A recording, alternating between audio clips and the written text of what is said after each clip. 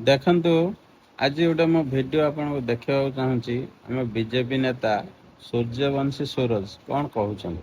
ଲକ୍ଷ ଲକ୍ଷ କୋଟି କୋଟି ଟଙ୍କା ଖର୍ଚ୍ଚ ହଉଛି, କିନ୍ତୁ ଯୋଉଠି ଗୋଟେ ନୂଆ ଘରର ଆବଶ୍ୟକତା ଅଛି ସେଠି ଆମେ ଘର କରିପାରୁନାହାନ୍ତି। କେବଳ ରଙ୍ଗ ଚେଞ୍ଜ କରିଦଉଛନ୍ତି, ଆମେ ବିଲ୍ ଉଠେଇ ନେଉଛନ୍ତି। ଏଥିରେ ବାସ୍ତବରେ ଶୈକ୍ଷିକ ବ୍ୟବସ୍ଥାର ଲାଭ ହଉନି। ତେଣୁ ସରକାରଙ୍କୁ ମୁଁ ନିବେଦନ କରିବି, ରଙ୍ଗର ରାଜନୀତି ନ କରି ବାସ୍ତବରେ ବ୍ୟବସ୍ଥା ଏବଂ ଅବସ୍ଥାର କିଭଳି ପରିବର୍ତ୍ତନ ହବ। ଦେଖିଲେ ତ ଆଜ୍ଞା, ଏଇଟା ହଉଛି ସତ। ଆପଣ କଲର ମାରନ୍ତୁନି, ଯାହା କରୁଛନ୍ତି ନିଜେ କରନ୍ତୁ, ତାପରେ ସେଥିରେ ଆପଣ କଲର ମାରନ୍ତୁ।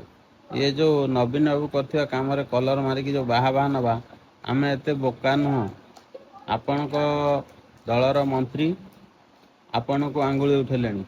ଏଥର ଟିକେ ସୁଧରନ୍ତୁ, କାମ ଦାମ କରି ତାପରେ ରଙ୍ଗ ମାରନ୍ତୁ। ଆମେ ଜାଣିବୁ ହଁ ଆପଣ କାମ କଲେ ତାର ରଙ୍ଗ ମାରିଲେ। ଆଉ ସବୁଜ ରଙ୍ଗ ରିସେଣ୍ଟ ମରା ହେଇଛି ଆମର ଭଦ୍ରକ ମେଡିକାଲ। ଆପଣ ଦେଖନ୍ତୁ, ଭଦ୍ରକ ମେଡିକାଲଟା ବନା ହେଇଥିଲା, କଲର ମରା ହେଲା, ତାପରେ ଚଢ଼େଇକି ଆଉ ଥରେ କଲର ମରା। ଏ ଯୋଉ ଟଙ୍କା ଗୁଡ଼ା କୋଉଠୁ ଆସୁଛି ଆପଣ କୁହନ୍ତୁ? ଏଇ ଟଙ୍କା ଗୁଡ଼ା କୋଉଠୁ ଆସୁଛି? ଆମମାନଙ୍କ ଟଙ୍କା ନେଇକି ଆପଣ ଖେଳୁଛନ୍ତି।